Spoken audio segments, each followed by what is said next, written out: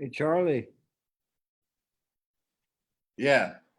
maybe you could introduce, since we have some new people, and we can introduce each other, or you can introduce or have us introduce people. Alrighty. Welcome back, everybody, for another episode of the Indigenous Virtual Speaker Series.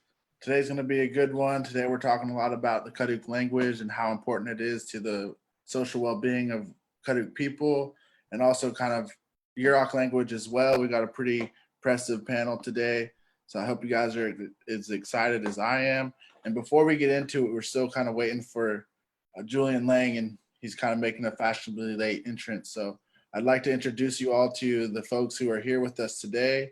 And I'll start with Amada. You want to let them know what you have going on today? Yep. Hey, everybody who's tuning in. My name's Amada. Yesterday, we kind of kicked this week off with the language segment of the youth series, and we're connecting it today with Julian and Mamie. And it is going to be really awesome, I believe. They've been doing some good work together the past few years. He's been telling me a lot.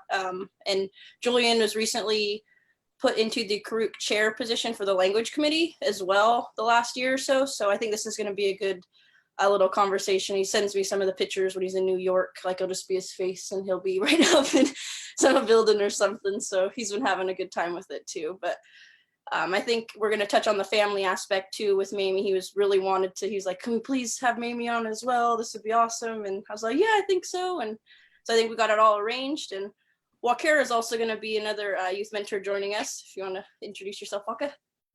Yeah, sure. Ayuki, everybody. Nanathui Wakera Scott. I'm a youth mentor at Two Feathers. And I've been working with Two Feathers since of April of last year. And I'm really excited to be a part of this today. Thank you, Wakera, for joining us. We'd like to have you on a little bit more often, so thanks for coming out of your show a little bit.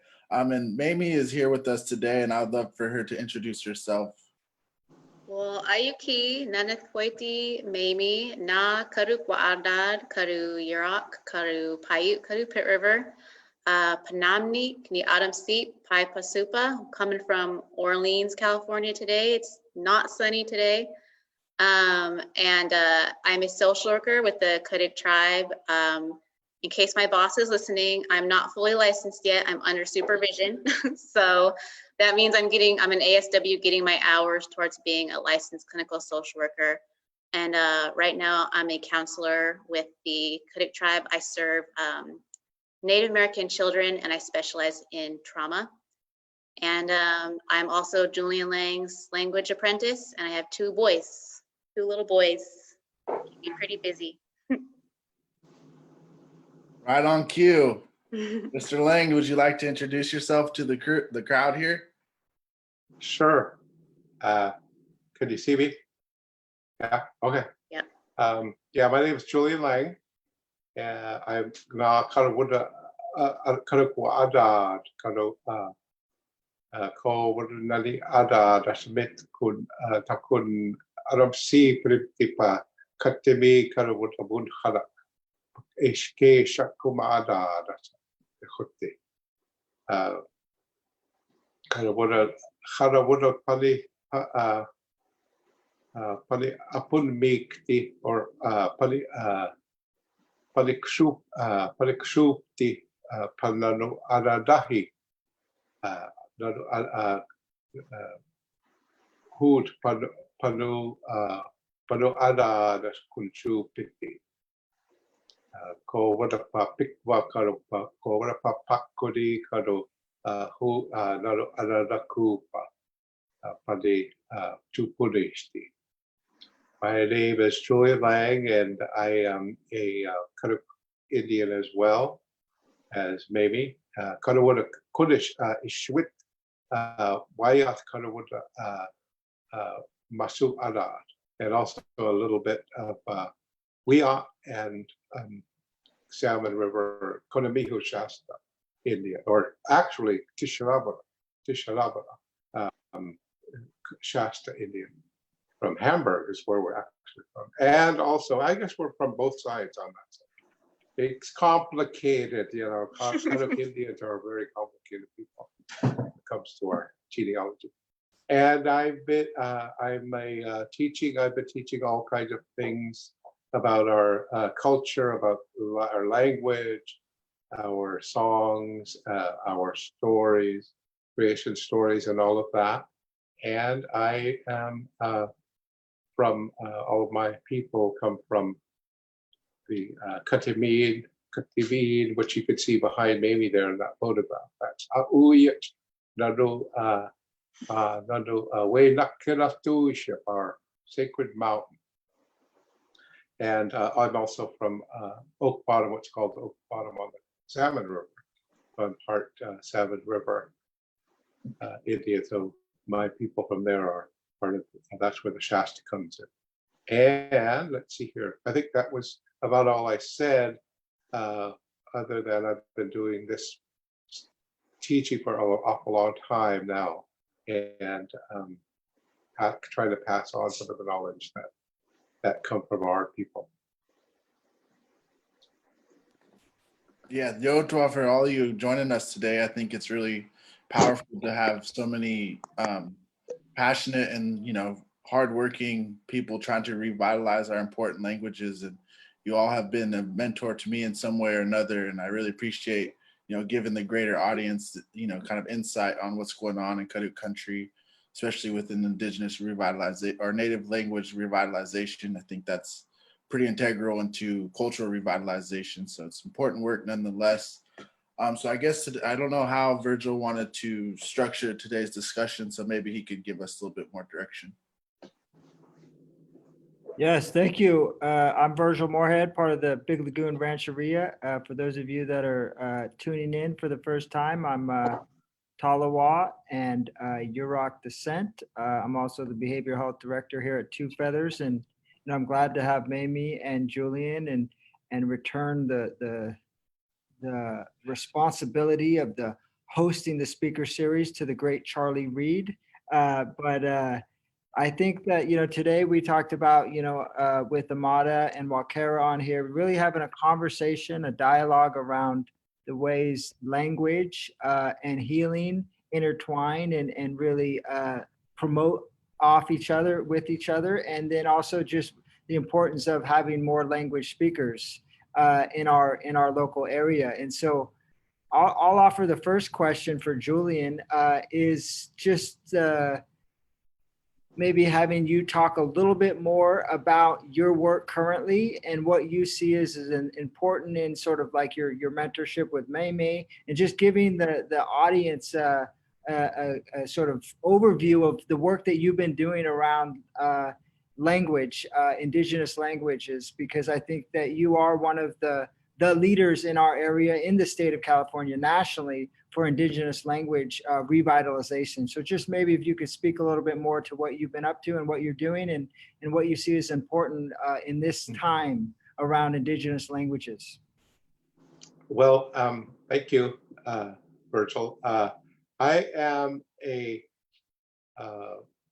language person. We had one of my other apprentices, Zoe Asimchuk George, was on yesterday, and you know, she's kind of one of those people that represent some of the work and some of the goals that we are that we have set before us. There's a growing movement that language teaching and language learning within Indian communities has been, say, that how do you measure success? And it's a very troubling question, because language programs have been around for a long time. And you guys, for instance, your field, psychology and all of that, you probably have 90 million different methods and approaches and techniques that are being used. Well, the same goes with language revitalization. There's many different kinds of ways of teaching language. And so we've kind of given up on that idea of like looking at methods and approaches and really focus on the end, which is creating new speakers. So we want to kind of move away from teaching and methods and, you know, arming ourselves with all of this, with all of these, you know, the kind of pedagogical way of teaching versus just really focusing on creating new speakers. So, and this is something that's really new. The most recent edition of News from Native California includes an article by Kayla Carpenter-Begay and myself and other members of the Eichels group, and we discuss, you know, one of the big meetings that happened last year. So 2019 was called the Year of Indigenous Language, Indigenous Languages, and it really celebrated the incredible problem facing Indigenous people around the world. English, Spanish, Russian, Chinese, Arabic, all these different languages are colonial languages, and they're foisted upon Indigenous people, you know, and not just the language. So that's that's kind of the key to decolonization in one respect. You don't just have to speak English, or you don't just have to speak Spanish or Chinese. You have to adopt this culture that is attached to that language. So you become colonialized, you become assimilated and transformed in every aspect, you know, the calendar, you know, where's the moon these days? You know, it was just a full moon. You know, where's the moons in our in our worlds anymore? Where's the rivers and all the different things that were so important to our people for 10,000 years? Instead, we're talking about, you know, 7 days a week, you know, binary thises and, you know, scientific this and that's and all of these things. We have been really colonialized at such a deep level that, you know, we have to find a key to decolonize ourselves. And that's where I think our native indigenous languages come into play. It is the key to decolonization, because just as that system of thinking, the philosophies and all of the things attached to English language, American society, all of those things that have been foisted upon us, in order to kind of rid ourselves of this, decolonize ourselves, to indigenize ourselves. If we're going to indigenize ourselves, we have to use the key that we have, which is our language, because one word goes to 2 words to 3 words. Pretty soon you're realizing that the word for the moon, this was a very important word for a lot of the elders, because they thought it really represented that non-American, non-white, non-dominant societal worldview. So Kusara is the sun. How do you say? They would always say, how do you say moon? And we say Ikaram Kusara. What is that? And you know what that means? Yes, it means the dark sun. So it's the sun that comes out in the dark. So psychologically, you know, kind of archetypically or archetypally, you know, we are connected to a continuum, and where the day and the night are one. It's the same person, but then it attaches to the idea of night, light, and dark. Light is human time. Dark is a spirit time. So in the old days, we always separated that. Kids were always separated between the light and the dark, protected in the dark and given free rein and teaching in the light. So anyway, that's kind of one of the things, that's the simplest answer I can give to you, Virgil, on this idea of what we're about.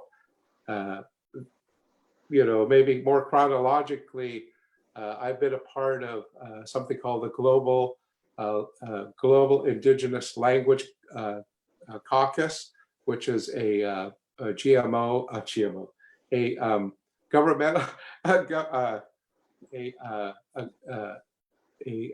a group that meets with the United Nations and helps direct policy for the United Nations for Indigenous people around the world. So then based on that meeting last year, we also attended a conference at Purdue University, and where it was an international meeting, and here's Indigenous people from around the world. And it was like a really amazing thing to see, to look directly in the eye of all these other folks that were facing or were in the midst of it at that very moment, or were suffering the same kind of colonization that happened with us, and the complete and total dismissal of Indigenous languages. So 2019 was a big year.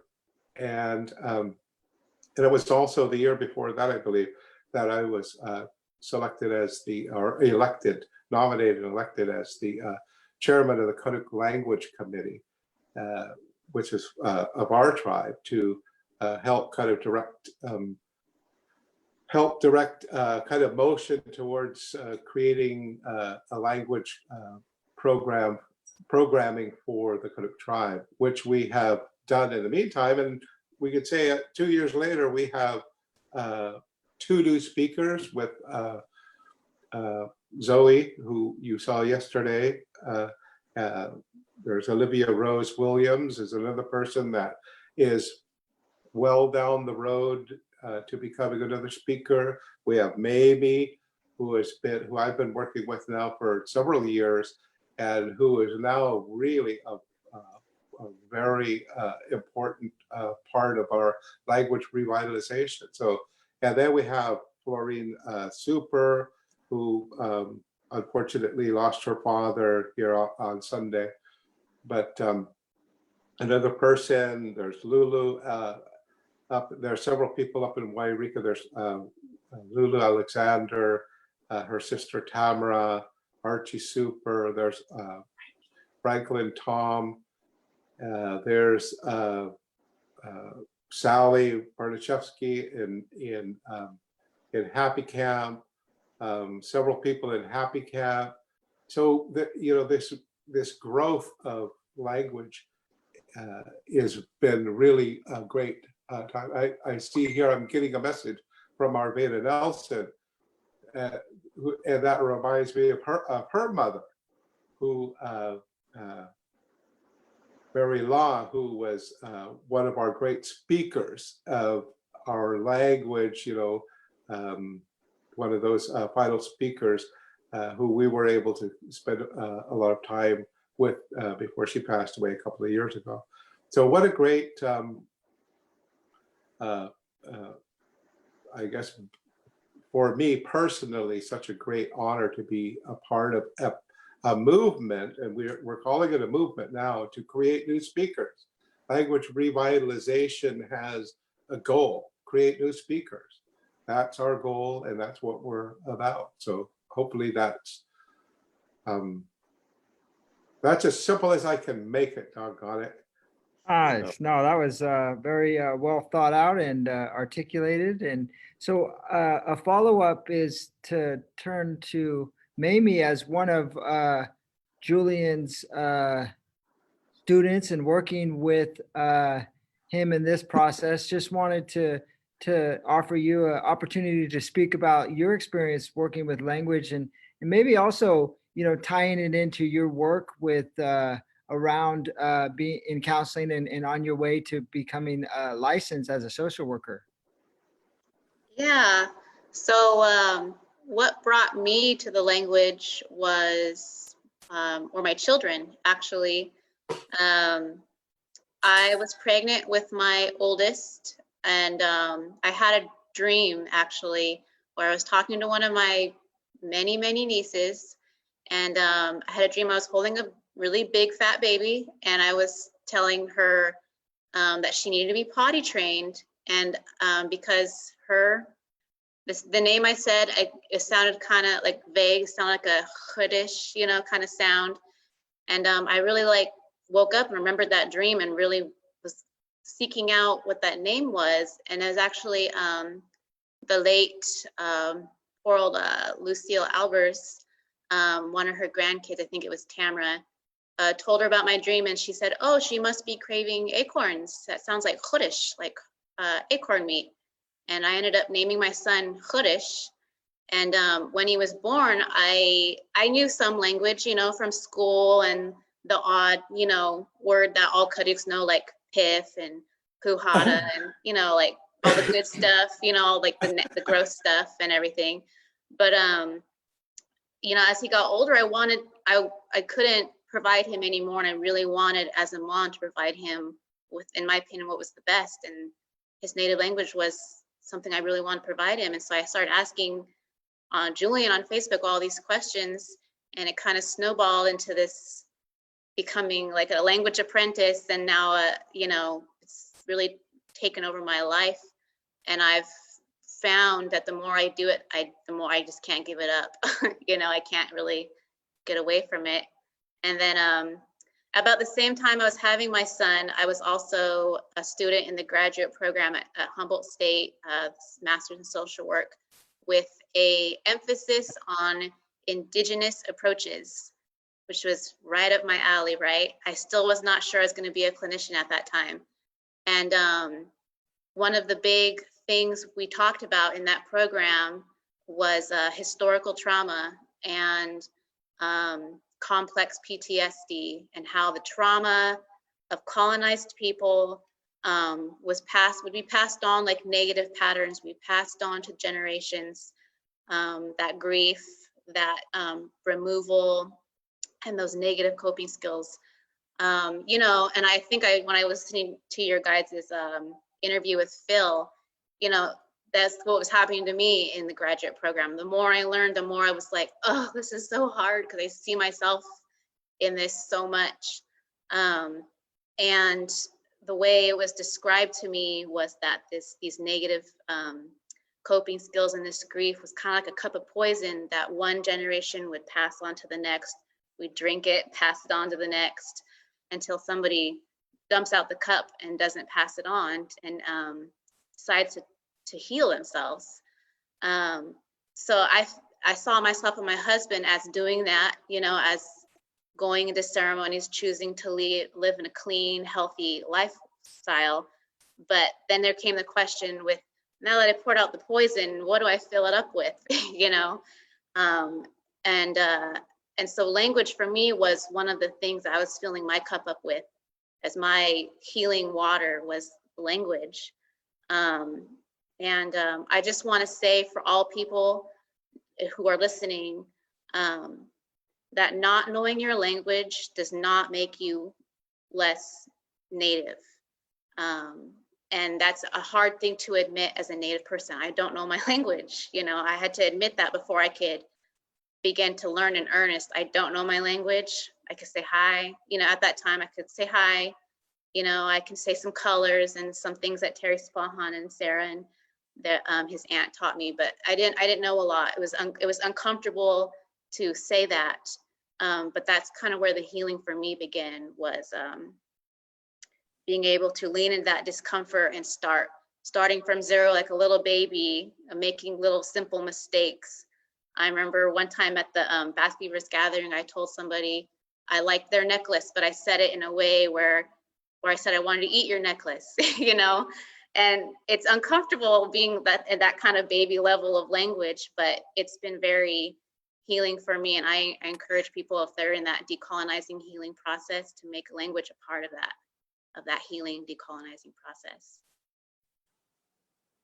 That was really beautifully said. I think you touched a lot about like how important your children kind of influence your kind of like rekindling that like passion for language.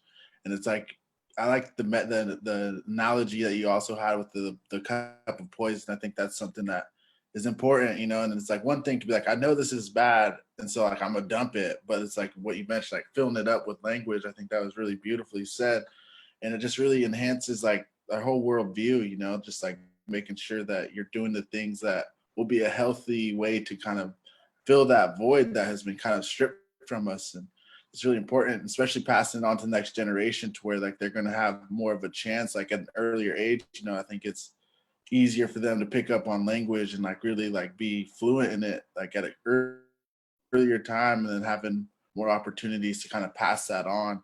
And I know that it's a really important part of the healing process. And it starts with, like you'd said, like kind of having that sense of humility to be like, I don't know it. And that's like the first step in any type of healing process, is just like, I have this problem or I have this void. And then what do I do about it is like the next step. And I was just wondering, because I know Wakera is really advanced in her Yurok language as well as other languages. And so I was just kind of curious to how you feel with your kind of efforts to reclaim your languages, Wakera. Yeah, I really appreciate what you said, Mimi, about like learning the language. It's like you kind of feel like you should know more than you do already, and you kind of just have to start off as speaking what you know, and just being really okay with not knowing everything. Like you have to be okay with starting off as talking like a toddler, like whatever words you can understand, like, and just saying those words that you do know, and then adding on to your vocabulary and adding on what you know. That way you can progress and go further along. And I have been learning Yurok language longer than Karuk language, because I just probably within this last year started going to Julian's classes. So I am a lot more comfortable speaking Yurok, but I'm like gaining more confidence in speaking Karuk with Julian and Zoe, who's my mentee. And it's really, she's like, she's my mentee, but she's kind of teaching me in a sense, because she knows so much more language than me. And so she helps me out with my Karuk language learning. Nice. That is good. I'd like to say one thing too, because I'm thinking about Zoe and Wakera and Mamie, and to a certain extent Charlie, and definitely Amada, is that I've known most of you all since you were like kids practically, and definitely Amada, and since she's my niece and all. But yeah, I could just remember, and each one of you are so totally different. It's just like an amazing thing. It's for me, wow, it's like it's like diversity. They say the best thing about, I listened to a talk by Winona Duke here recently, and she talks about how Native people create diversity. Our cultures are a way of creating diversity. So we have what she was saying, a being. So there was a being that was indigenous to this North America. And it was a being that, grew everywhere. But when the indigenous people came, they took those seeds and they took it to a different place and they planted it. And it became a different type of being. And so that in the end, there was 10,000 beings by the time the white man came. So we literally created a whole, family. And I'm looking at, our language. Mamie is going to speak the language as Mamie, Karuk woman, mother, and, descendant of Sahurum and Red Cap and all these places. Wakera, I remember her as a young girl, and how I don't know how she feels about this now, but at that time I was going, that is a storyteller right there. That little girl is going to be a good storyteller. She's really got the gift of that. Amada, she didn't speak until after she was 4 years old. I mean, she would not say a word. I mean, with her mom and all of that, she would. My grandmother, my mom, I mean, her grandmother.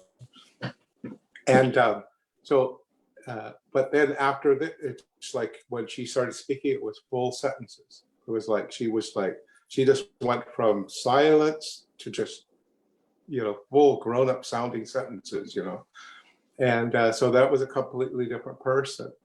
And so I think it's the diversity that is created too by, it's one language coming through the minds and the experience and everything of all of you, and it comes out different. It's the same language, but it's in its newest form. You guys are all like, to me, like flowers. It's same with Lynn. She's come through a language process that we've worked on for years now. And so when she speaks, she's a very deep thinker, about the health of the people, and really thinks about how good things can become. And so her language kind of goes in that direction. Mine, I feel like I'm just a teacher who's been blessed with all this knowledge, because I was that same kid. When I was a little kid, I was the one that was listening to all those stories, and I saw the power of language to transform me as a person. It was a different world in those days.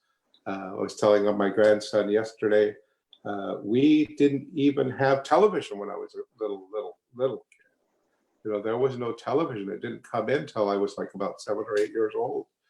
And then suddenly there was a TV, and it was like scary movies and all this stuff that we didn't even know about. So we talked with each other and told, we had our experiences communally, together, all of us. So anyway, I just thought that was kind of interesting. I think it's an interesting idea, that we are all a garden of thinking, of character, spirit, and all of that. And we express it with our language. So you're going to use language differently. So. Thank you, Julian. I kind of remember being small and not really wanting to talk and hiding behind you and Uncle Jer when we would go to situations and stuff and with everybody. But I kind of wanted to go back to a little bit connecting with Mamie and the whole colonizing process. When I was younger, I attended some of the language classes in Wairika when I lived out on that reservation. I was really younger. And it was all because Julian would involve, my mom wasn't necessarily somebody who was super in dive with like the culture. Mm-hmm. And so you would reach out, have me go to those. And it was fun, but it was just, I moved so much growing up that it was just, I couldn't stay in situations. And so finally here, I've been able to kind of, since college, a little bit dive back into it. And I'm hoping I think it was just nice to hear that, like having to accept that fact too, because I'm still with the basics of that, stepping back and being like, I know the like counting, the basic animals, color, stuff like that. I remember all of that, and the basic hello, communication, how are you, stuff like that. But I definitely have had to like think to myself, bounce back and be like, okay, where do I step back with this? And you, Julian, being such a big speaker with the language and being so far, it's almost like it's scary to almost approach it in a way. And that's why it's funny with Waka. She's like, are you coming? I'm like, yeah. And I knew the first class you were going to have me do something, and you had me read the whole board. Everybody was doing just that little bit. You had me go through the whole thing, and I was like, all right, well, this is the first one. But after that, it was okay. But I'm hoping, I just want to see, how has it been connecting with, like, I guess it's more for Mamie. How has this been connecting with your youth, at like your kids at a young age, and being able to engage them with language? Because I feel like if I were to be able to do that in a sense, I would have grasped it. Because I remember learning Spanish a little bit in kindergarten and stuff like that. But I feel like if it was Karuk from before school, it would be insane. But how has that been for their language learning and relating it to you, and kind of seeing that to how you learned later on? Well, I just want to say one thing. My kids are so lucky to be my kids. No. So I hope that they see this someday. Um, because they don't make it easy to teach them. But from the time they were little, I made sure, and it would sometimes irritate some of the older people in my family too, but I was very adamant about only speaking Karuk to them. One, because I wanted them to not have to struggle like with I have to do, like relearning the accents, like with Chudish. Some people cannot say his name. His little brother was yelling Chudish at him when he was 1.5, and he says it Chudish, he says it perfect Karuk accent. And it's been really just awesome to see them. They learn it so easy and it's so quick. And even if, as they get older and they move away from the language or they don't speak it for years, they will always have that foundation, knowing that was their first language. They were first language speakers. That was their first language, and that's not something my family's been able to say for many generations. My biggest moment, I even wrote it in my baby book, I think, was my mom was walking Chudish on a trail somewhere, and he was about 1.5. He could barely walk. And she said, "Oh, look at that pretty flower." And he looked around and he didn't know what she was talking about. It was this big flower. And she said, "The flower right there." And he just kept looking around. I said, "Yahapa etriha Chudish, etriha flower." And he's like, "Oh, etriha flower," and he knew what it was in Karuk before English. And that to me, I was like, yes, like that was a big win for me. And I'm really fortunate to live here because there's Phil's kids too. My youngest is the same age as his youngest. And so we can boss our kids around in the same language and they have to listen to us. I remember the first time my dog was my first baby, and he only learned Karuk too. And he was kind of a naughty dog and he did whatever he wanted as long as someone didn't speak to him like in Karuk, he wouldn't listen. And one time Phil said, "Hey, puhada," and the dog looked at him surprised and sat down because he was used to not listening to people except for the language. So and maybe my kids are like that too sometimes, but it really makes me feel good to hear them speak their language, and it's really nice to be able to tell them something in public or something embarrassing in the language and avoid that too. For parents, that's another nice thing. Be like, "Don't go by that guy. He's looking to the," it's nice to be able to say that in my language and have them understand me, not be embarrassing in front of everybody. So that's another good side thing. I think it's very powerful to already know that your children are first language speakers too, like just already have that in a grasp from a young age. I didn't even think of that until you said that, like they're actually going to be first language speakers of the group. That's insane. And I think too, could you maybe touch a little bit just on what you do, Mamie, for your job and a little bit about what you're kind of doing with your career? So my job, I am a trauma counselor with the tribe. I focus on trauma and Native Americans, and so part of what I do as part of my pedagogy, I guess, would be helping to apply language with the typical kind of therapy from like an Indigenous view. And so when we're making regalia in therapy or learning how to putting it through a cognitive-based therapy thing, I like to incorporate the language as much as possible, because I've seen it with my kids where they learn something, and because they're just little babies and they have no kind of like they're trying to lord it over anybody or may seem important, they're just speaking from their hearts all the time. I've seen them teaching other people little bits of language just so they could communicate with them, and now they speak English just as well as they speak Karuk. They speak both languages interchangeably, just as easy. And it's kind of healing for like the older generations that have come before them that are around them, to hear them speak and it just be really normal for them to talk like that. And as far as my work, I am a social worker. And I do help families figure out what their individual needs are as far as their own healing and coming together. And so I work with a lot of different entities in the Kuduk tribe, and I use Two Feathers a lot actually to help make that bridge too. So I'm trying to decolonize social work and decolonize counseling as much as possible for myself, because I really can't do it any other way, or else I wouldn't do it. I couldn't do it. Thank you for that. And I think Virgil has a question too to kind of connect and get back into the education part. Okay.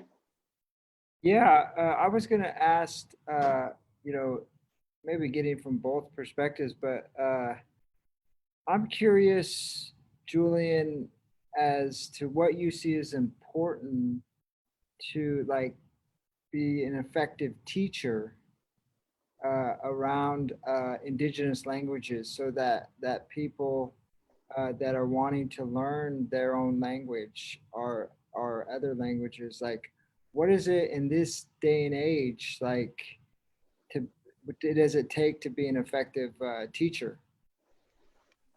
Yeah, an effective teacher is kind of a hard thing to define, because it's like I said, I'm not sure about teaching methods. There's all these different kind of bilingual education, second language kinds of approaches and methods that exist in education.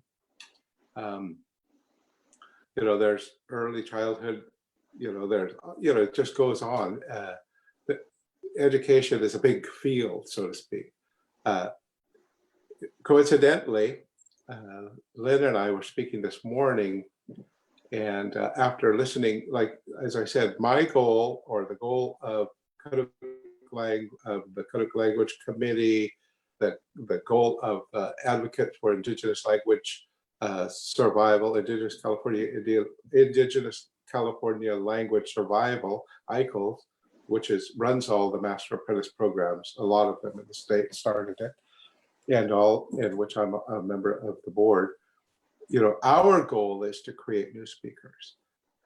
This group that I mentioned, the Global Indigenous Language Caucus out of, it's out of Tulsa, Oklahoma, but as I said, it's a non-governmental agency working with the United Nations.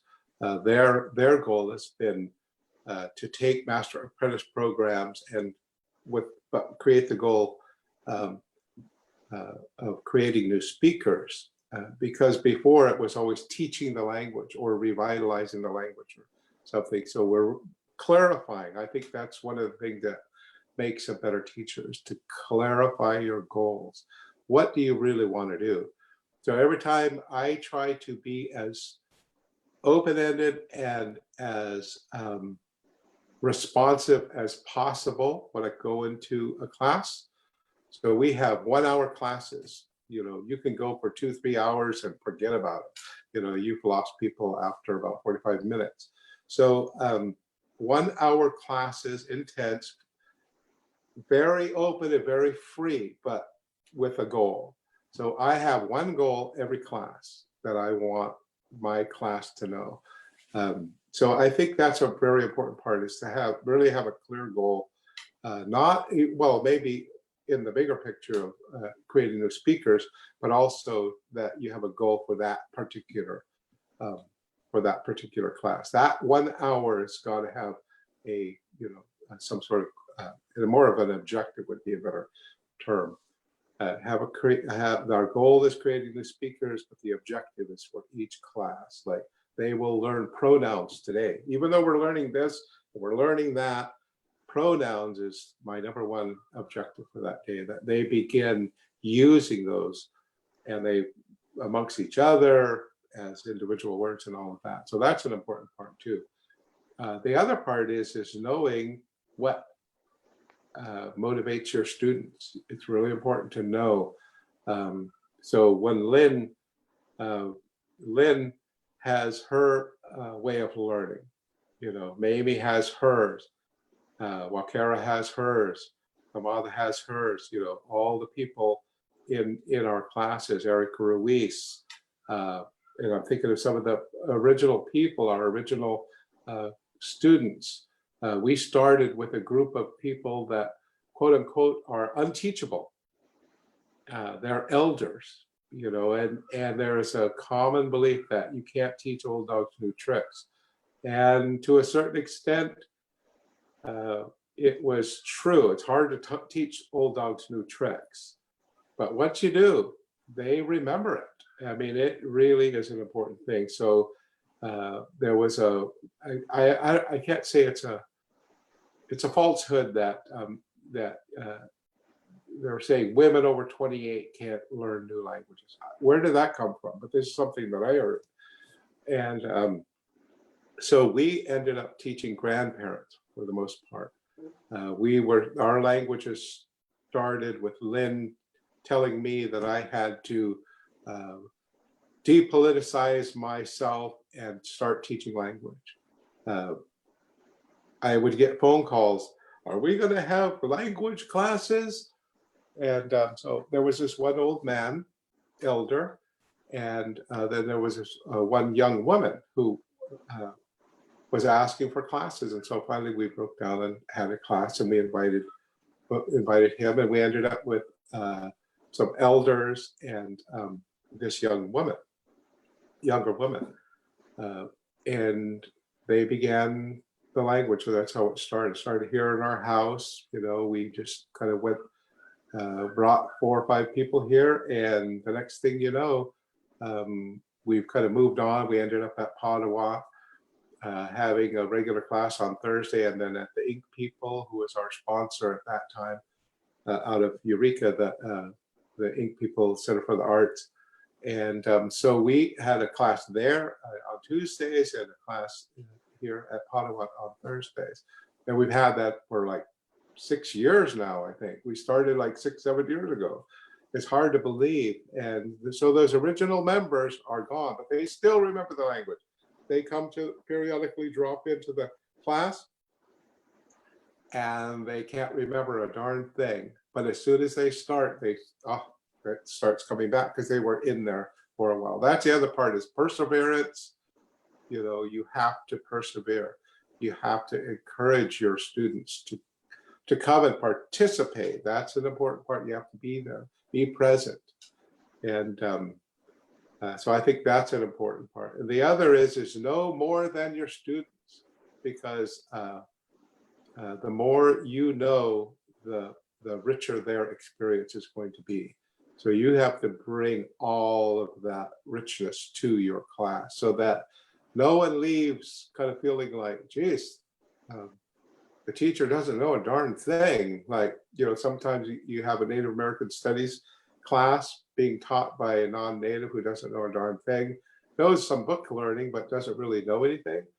And there's just no relevant. I mean, it's not relevant. It's not, it makes sense, but, you know, is it real? So I think that's the other part too, is figure out how to make it real. So it's an important part with, like, for instance, the classes, cultural classes that you folks are doing at Two Feathers. You know, we come in and we tell stories, we do all of this stuff, but in the end, it's them grappling and you know, handling and being in the present. That's really important to get your students into the present, into that very moment. And as a result, we've introduced meditation, mindfulness meditation to our class. So we could have a session of, say, 15 minutes, 10 minutes, 50 minutes, and then we would do a quick sit down meditation that would last for 3 minutes. And then we resume to the next session. So in between every agenda item, there would be agenda item 1, then a 3 or 4 minutes of meditation. Agenda item 2, 3 or 4 minutes of meditation. And it keeps people in the present. So that's what I've learned, is the power of being in the present. Thank you, Julian.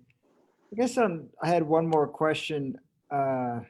it's kind of to that point, but maybe a little bit different. And either Mamie or you feel free to answer. But we had Lauren Baumlin on our speaker series. He was like the second person, and one of the things that he's talked about in his work around the language in the Talawa Dene nation is how trying to understand what like mental health is in the language, his language of his tribal nation. And one of the things that he told us and me was that oftentimes, if you think of like in modern terms, like anxiety, depression, stress, it all comes back to the heart in the language.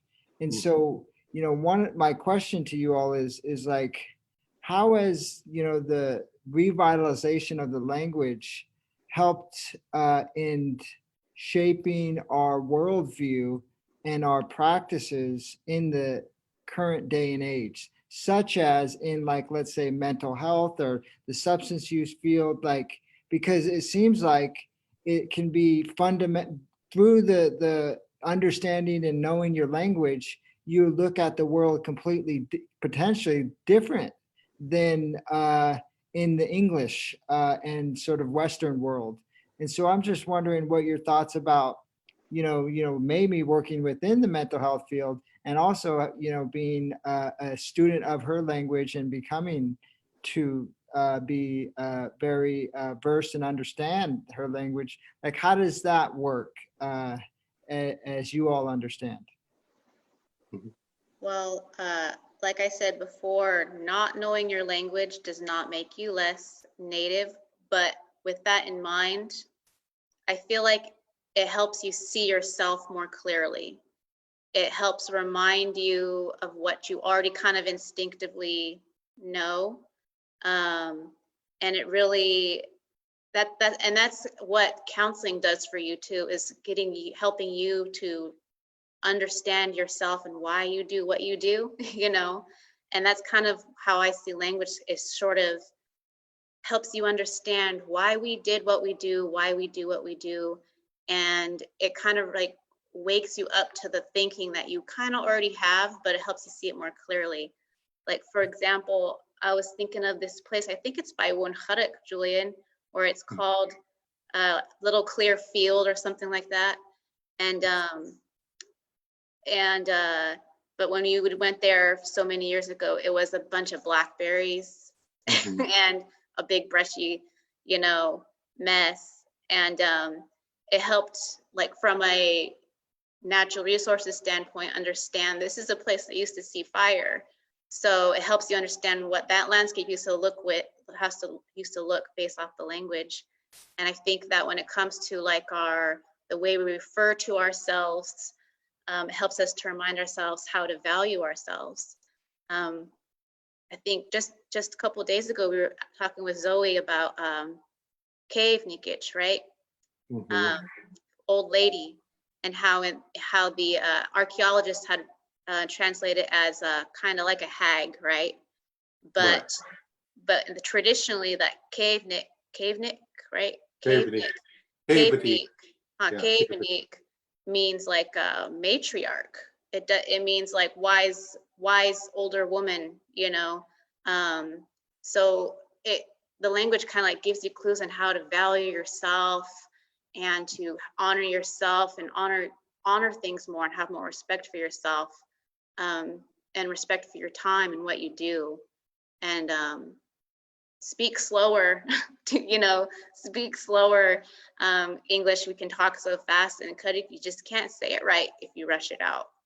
So that's for me, as far as what my mental health and how I express it to people. So your language helps you see yourself more clearer and learn more about yourself, sort of thing. So what do you think, Julian? Well, I think I'm going to ask Lynn to kind of maybe respond to this a little bit too. But I will say this first. Mental health is a Western construct in itself. And we believe that there is no there is no bad mental health. It is, you are who you are. And you're either a balanced person or you're out of balance. And the number one goal of, again, it's like language. The number one goal of our culture is not to be extreme. The number one goal of us as human beings is to isolate ourselves, become ourselves. The number one goal of our culture is to become yasada, to become a human being. And so that is a person who is grounded with their feet on the ground, their head in the air, they're kind of one with their place in the world. Is it a good place? Well, if it isn't a good place, then you have to go within. You have to go within yourself and within the earth to be able to find that. And then we call that ishkit. That's your luck. So you got to create your luck. So as a human being, change comes by creating your luck. And how do you do that? You isolate yourself again within, you take that ancient knowledge, older than you, not stuff that you just learned on the internet today, but something that is older than you, and you bring that knowledge, you plant that knowledge inside of you.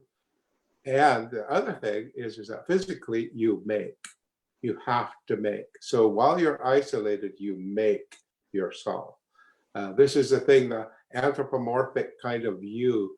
One of the problems I guess I have with mental health is that, it's so individualized,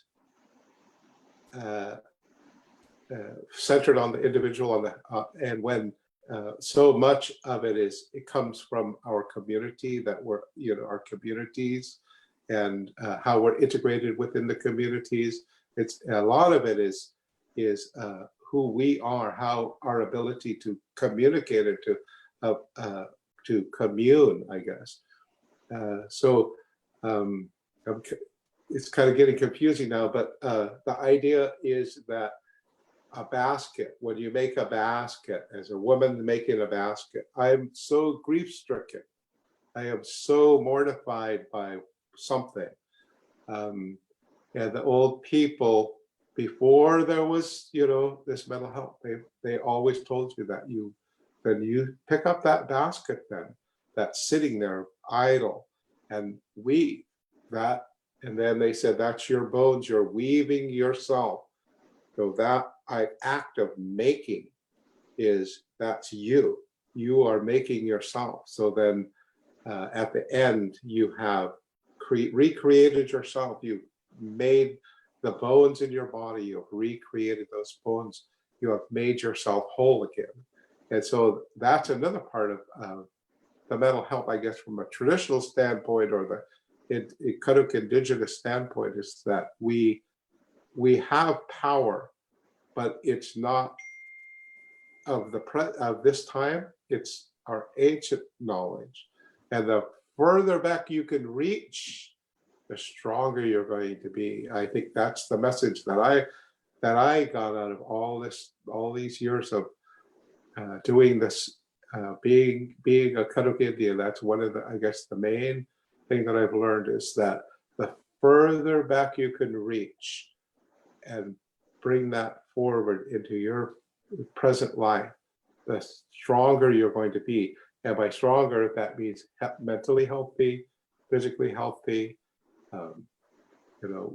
a leader within your community, and all of that. So I just think that, well, anyway, that's kind of what I wanted. But I wanted to ask Lynn to see see if she had something to say about it, because like I said, that's what she's all about. Okay.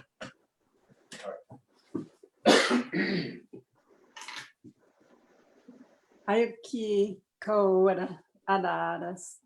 I wasn't planning on speaking today, but I'll just say a few things.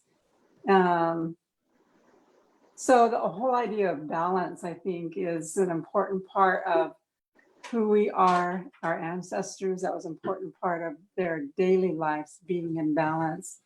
And we had ceremonies to help us get back to balance. And today, as we all know, the world is out of balance.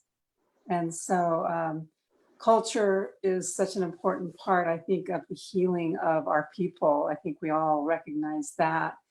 And I think what Julian was saying about reaching back includes language. And language kind of embodies that knowledge of our ancestors that can help us in today's world. And our ceremonies are really important. I think I've learned a lot through that experience. And the language part of it for me is for the ceremonies is my goal for myself personally is to be able to incorporate more language into our ceremonies. And by doing that, it brings more meaning into the ceremonies for myself personally, but also that I can share with others. And I'm, have a long ways to go on that.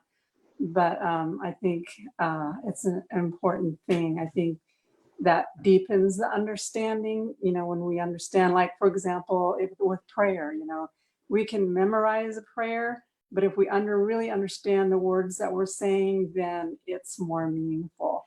And so also another example would be like if we're using herbs as medicine, then to be able to know a prayer or to say a prayer to that herb, or when we're gathering acorns, to give thanks in our language, it makes us stop and not take it for granted when we're picking something and we're appreciating it, but also it brings forth the power of that herb or that medicine or that acorn, which feeds not only our bodies, but it feeds our spirit, and I think language has that power, is to feed our spirits, and help us. So I guess that's all I have to say on that. Yotwa. I had a follow-up, Lynn. You're one of the most respected artists in the state and nationally around what you've done in your career. And so I'm wondering how language has helped you in your art.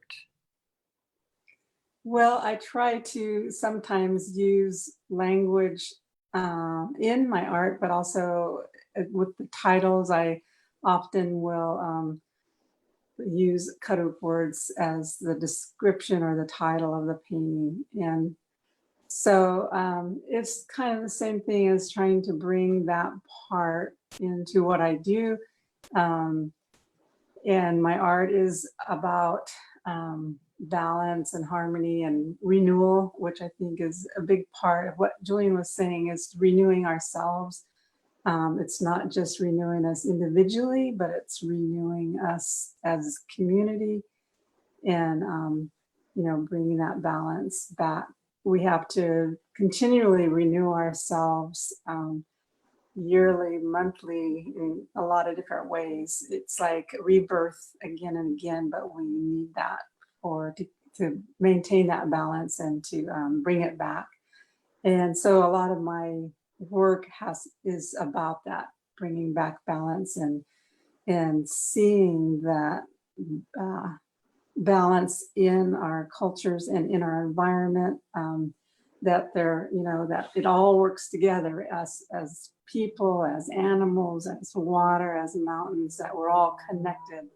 And there's a balance that was there, a long time ago that our people continually maintain. They understood that, and they understood that connection to their environment and how our lives depended on that, of taking care of each other, but taking care of the world around us, to help the animals, to help the plants and the trees, and prayer that was involved to help those things to continue and to give thanks and to you know, not take those things for granted. But anyway, I think, you know, again, language is a voice to all of that. It's, you know, embodies that knowledge, and try to bring a little bit of that into my artwork.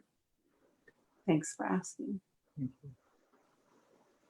Thank you. And So just turning it over to, I see we have a little bit of time. And Charlie, speaking of balance, if anybody else has any questions or anything, any sort of words of encouragement, yeah. I want to say something really quick too, just to finish your answer. From the mental health standpoint, I guess what we would call that in the mental health field, we call that a holistic approach, but of mental, physical, spiritual, whatever the other one is, can't think of it at the moment. But from a Karuk standpoint, it would be a sphere, because it's not just the present balance, but the future and the past balance as well. yeah, it's a continuum. We're connected to the past, and it keeps going forward, you know. In the world we live in today, it seems confusing and crazy and out of balance, but yet it's part of this continuum that we're still on. And you know, we have responsibilities as human beings to find a way to live in this world, and to at least try to find that balance within our own lives, within our own families, within our own communities, in dealing with whatever the world is dealing with. You know, if we do the best that we can, that's all we can do, you know, the best we can. But I think if we have culture, including language, in our lives, that'll help us to do that. It'll give us strength as human beings, you know. It's really important. I had a question for you and Julian, both as cultural leaders in our community. How do you guys feel about the ceremonies being like canceled? And how do you see that impacting us in the future? Well, I think it's really difficult to not have that, because those of us that have participated, have been there in some way, know the value of it to our lives, the importance of it.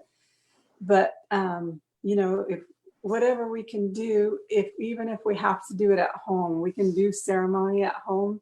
I listened to this lady not too long ago who was from the African Caribbean, and she was talking about messages that she had gotten, you know, on a spiritual level from the female spirits or entities of the world, of the earth, of the elements, the four elements: the earth, the water, the fire, and the sky or the air.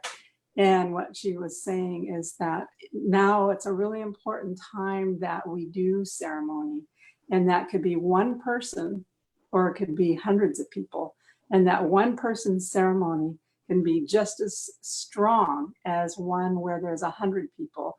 And the way I felt interpreted that was that you could be at a ceremony with 100 people, but it depends on each one of those individuals, what they bring to that ceremony, where they are in their hearts and their spirits, to the power of, you know, how powerful that ceremony is. So there might be some people that are just going through the motions, but they're not there in a spiritual, you know, level that brings that power, you know. So one person can have, you know, through prayer or some type of ceremony at their home, can be just as powerful as 100 people. So, you know, we have to find ways that we can do that right now in our homes, you know, through prayer. It could be song, it could be what she was saying, it could be artwork, it could be making a basket, it could be whatever it is, like with Julian saying, doing things with your hands and just healing, you know, doing, you know, something that includes people in your family, you know, whatever it is, that can be just as powerful. And so right now that's all maybe that we can do until a time in the future. You know, it could be where we're all doing it like we're doing right now, you know, we're all, we might, Julian was talking about having different people that are been learning and teaching the language each share a prayer each morning every day of the week. So we take turns, saying a prayer in our language that would share with the group. It could be something like that. I mean, it could be a lot of different ways. Here, I'll let Julian talk. Yeah, I think Mamie and I talked a little earlier about this too. So hopefully, I think Friday is going to be a good day. So I might head up the river real quick because there's a place up there, and going and pray. I think about one of my old teachers, Shan Davis, and his then ex-wife, Madeline. They may have still been married at that time, but they used to have Pikiawish for years when it was just those two. They would fix the world, these two old people going to Kadimine, having world renewal, and say, where the hell were you? We were down there having the world renewal. We fixed the world down there. Where were you at? Well, I don't know. It's at I'm not too sure. In fact, Charlie's grandmother, I remember Brian Tripp said, oh yeah, no, we didn't know that it was happening. And Grace Davis said, oh, you don't have the moon over there? What? You don't have the moon? Yes. Oh. But it's the same moon. So she knew that everybody knows when it's time. And that, so if you don't go, that doesn't mean it doesn't happen. And so a ceremony, I guess Wakara, was you the one asking that? Yeah, that was yeah. Okay. And so it's kind of like, like Lynn's alluding to, what Mamie and I were kind of talking about a little bit, was that we are going to have the ceremony. If nobody's there, I mean, we can go, and if it's only one or two of us, one group of us, one family, two families, we go and we make that fire and we pray on it. And that is the ceremony. We believe that the dances are attached to the prayers.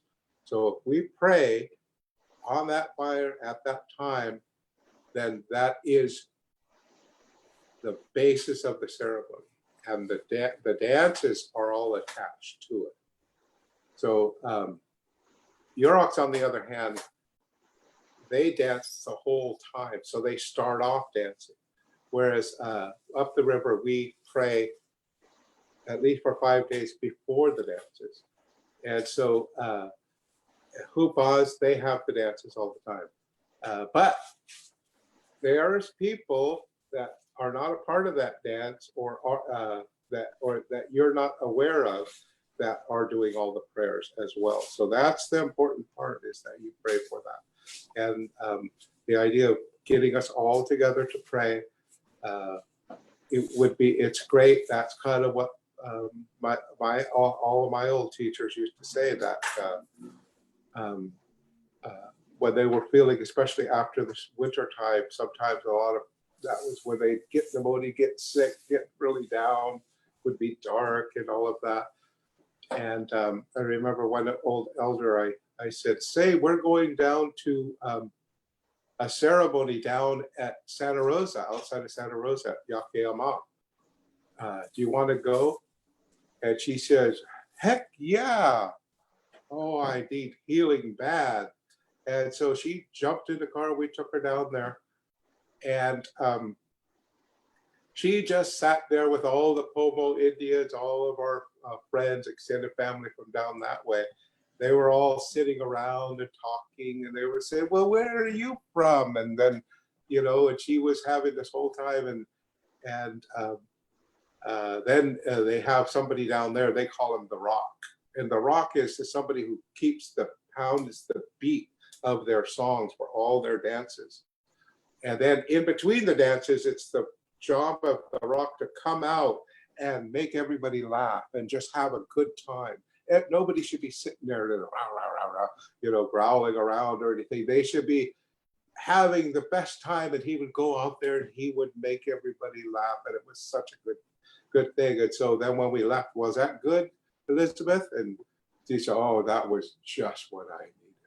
So the ceremonies are the healing thing, getting all the people together. But it's also, there's been times where there's just been a handful of us, including Elizabeth, and we did as good a job as we could to fix the world, you know, and that's all. Sometimes that's all it takes is a handful of people.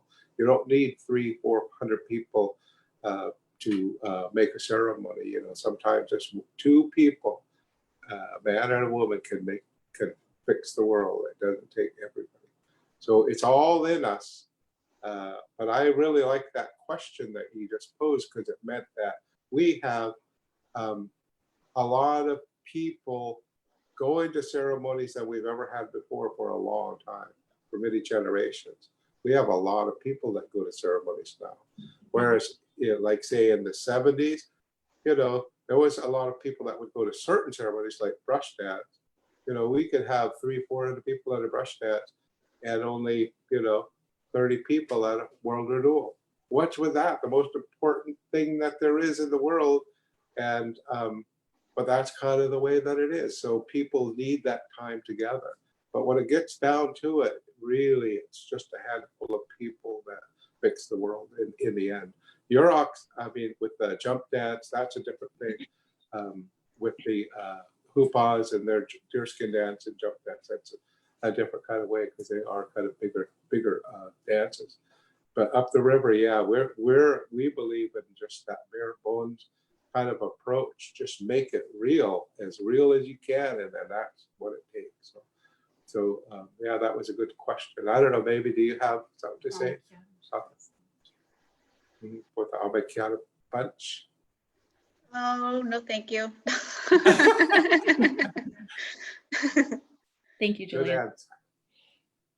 So I guess as we're wrapping up, you know, I know initially the theme, Amada, was when talking to you, Julian, of this talk and what we wanted to get out of it was at least one part is getting more language speakers, right? How to continue to revitalize and engage the youth in our communities. And, you know, we have Charlie, Amada, Wakera that are on the sort of ground working with our Native youth in this area. And so any last words to those youth that may be tuning in or hear or watch this video about the importance of learning your language, your Indigenous language?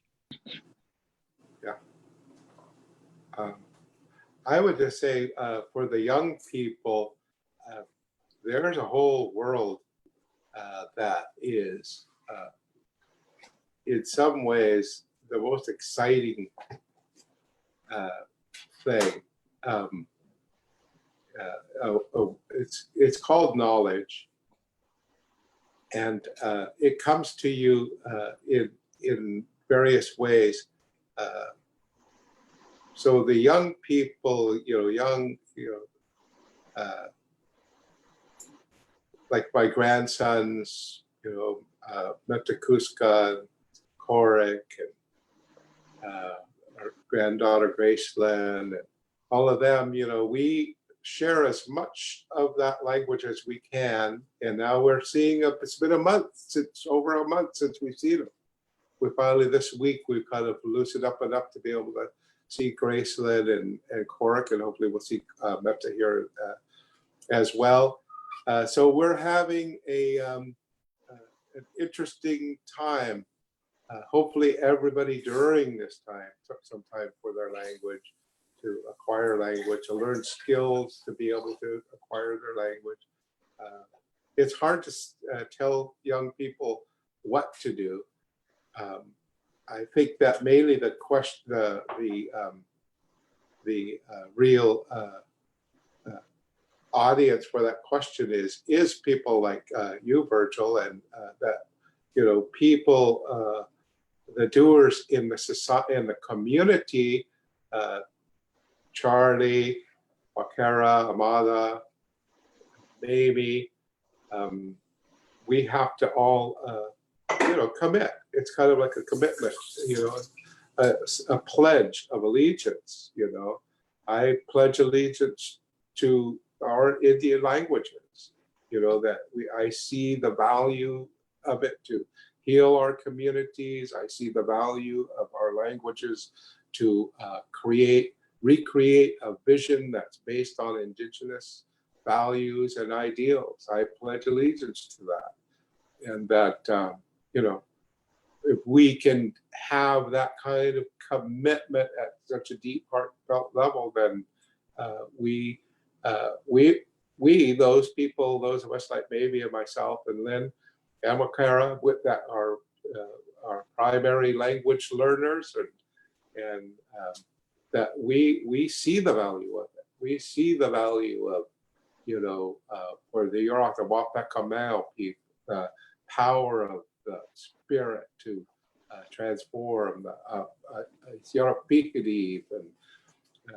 you know, for the Karuk people, we have Ethiopic, who is the same as the Wapakamau, and the Kichonai of the Hupa, I can't think of his name over there, Yamantawingyai, I think is his name, for the Hupa. And, you know, so this is a person, that was a creator person.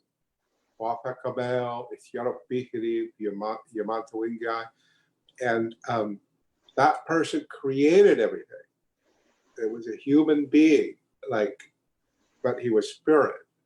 But he was kind of like us. He looked a little bit like Charlie, and he was a young fella that was kind of handsome and dashing and all of that. And he created life in that sense. He knew he was a part of it. He created original life, and then the people like Wakera and Amada and maybe, they produce life, and they are the ones that will be the future of that. And all those young people that you see down the road, or that are part of your programs and all of that, they're part of that life cycle. And that's why we really, and that life cycle is represented by that, at least in our stories with the Wapakamau, Ethiopic, and even Yamantawingyai, and that, oh geez, I can't think of the taller one. I know it too. And but they represent everything: sustainability, safety, future. All the things that we need as an Indian community, and all of our little communities, and then our collective communities. They're all wrapped up in that. Behind Mamie is the guy that's Auyich. They said he was that mountain there, that pointed mountain, that he was a human being. And what he did when he was a human being, Ikadeya, we call it, when he was Ikadeya, he created everything, everything to sustain life. And then when he was done, he turned into that rock. Then he stands over there, stands over Cuddybean, stands over the falls, all of that. And so we just have to look at him and say, oh, that's the man right there. That's the man. He's the one who taught everything with all of his knowledge, will sustain us for the rest of our lives, for the rest of all of our generations to come. And we just have to remember him. I remember at that last brush dance, Ton from Hupa had cut down a bunch of trees from around the camp area there, and you could, boom, by topping those trees, you were able to see Auyich, and a bunch of people from the Amazon came, and they came down to the thing, and this one of the elders that they brought, he came down, and when he came down, and he came walking down, and went out to greet him, and he looked up and he saw that mountain there, and he goes, "Ooh, what's that?" Because he knew that Auyich was the one looking over everything. And so that's why we call it Auyich, one up above us, the little mountain that stands up above us. And so the young people, they just need to know, we have to just take them there. We have to find ways to take them to that place. It can be spiritually, it could be physically, take them to that place. It could show them through the, like you say, through the stick games and through the ceremonies and all those. There's lots of ways to take them there. So I guess a message to young people, that's not my message. I don't think that by now they're probably sleeping over in the corner somewhere. I guess my message would be to treat information and knowledge kind of like how we might treat food, as what information we put in our brains is important. And so be selective about your information and your energy. In 70 years, you're not going to be sitting in your rocking chair looking out the window telling your kids about your 20 hours that you put on Fortnite one day, and I didn't sleep all day or night. I played Fortnite for a whole day. Your kids don't want to hear about, they don't want to hear about that. This is the kind of your language and your culture. This is information that is going to nourish you, and it's going to have staying power. And I'm guilty of that too. I watched Downton Abbey for 5 hours one time. But that knowledge is just wasting space in my head. The things I know is that it's not going to have the staying power of my language, and it's not going to nourish me like my language. So just be a little more selective. That's what I would implore people: be selective about the information and the knowledge you choose to spend your time on, energy on, because your time and your energy is precious, and our time here is precious. So be a little selective about your mental diet, your knowledge diet, I guess. So. And one final thing I could think of is make sure they vote. And vote, yeah. And for our tribal councils, please take that commitment too for our language. Yeah, right. Yeah, I mean that's the other part too. Out there. It is true.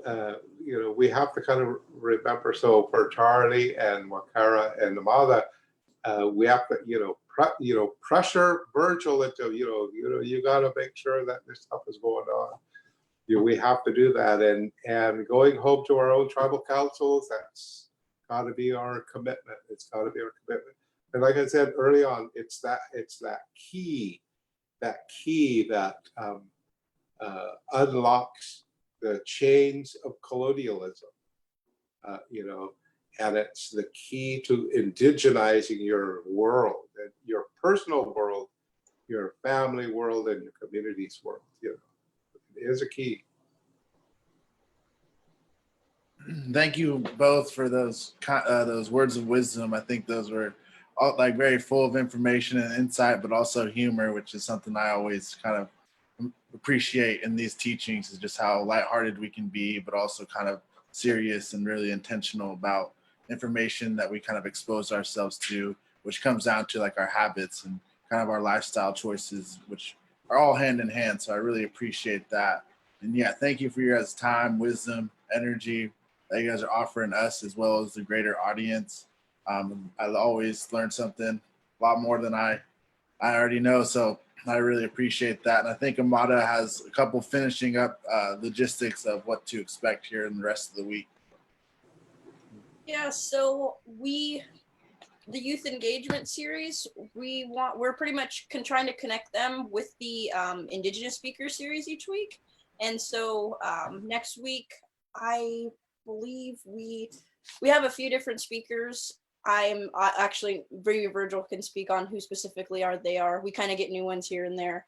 But the youth speaker series, we would love to have any youth that are watching, please attend. We're doing them on YouTube as well. And it's an awesome, we had Zoe yesterday speak. Again, awesome youth, phenomenally doing an amazing job with the local language programs here. So if any youth actually would reach out to her, even as somebody right now, that would be a good opportunity to take some learning advantages. But yeah, I'll kick it over to Virgil if he has any other words. Yes, I think the speaker is this guy named Virgil on the youth speaker series. Oh, I think. But it's a fun time, and what we're really trying to do is engage youth. I tried to go for a joke to end. Yeah,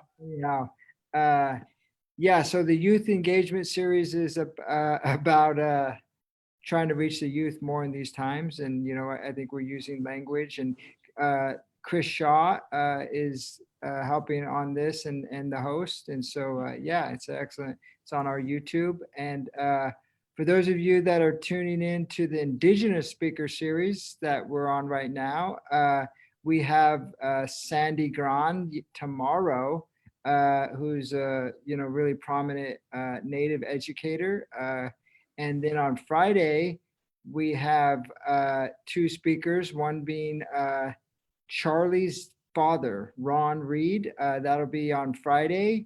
And so tune in, and everybody, thanks for tuning in. And again, thanks Julian and Mamie and all of our staff at Two Feathers for putting this on. It's been a pleasure. good. Thank you very much. And you too, Wakera. Yeah, thank you, Julian and Mamie, for coming on today. Oh yeah, thank you. All right, Yotwa. Yotawa. Okay, let me see if I know how to leave. How do you turn this thing off?